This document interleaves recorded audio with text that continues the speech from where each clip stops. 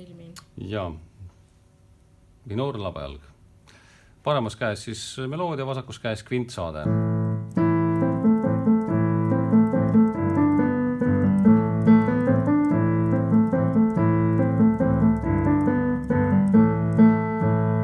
Mängisin praegu ta niimoodi, kellel kõrvus on natuke teistmoodi, midagi hullu ei ole. Ja põhiline on see, et siin on nagu sõrmestuse osas, et hoidke esialgu siin pöial A-noodi peal, väike sõrm seal E-noodi peal, siis nüüd mõned noodid, mis siit lähevad võib-olla positsioonist välja, et siis need saab mängida pöidlaga. See on nüüd A-osa. Ja akordid siis A-moll, G-tuur, aga siis ilma keskmise helita, sest et siin see keskmine heli lihtsalt on koleda kõlaga. B-osa.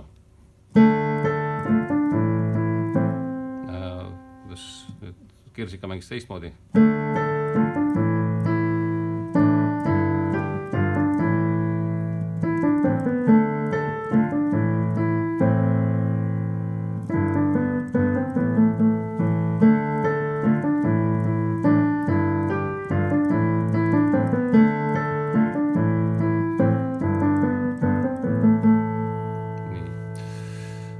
Ja siin on võib-olla see oktavi hüppe lihtsalt vaja ära õppida ja siis jällegi hoidke sõrmed nagu uues positsioonis. Nüüd siit kui alla minna võib minna 5. sõrmega või siis pöial ja siis nii et see osa.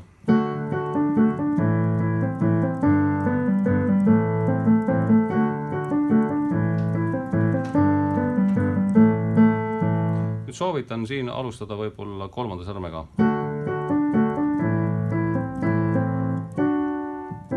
Sellised sõrmad. Ja siin võib-olla tulla jälle kas 5. või 4. Ja see hüpe siin on võib-olla kõik keerulisem.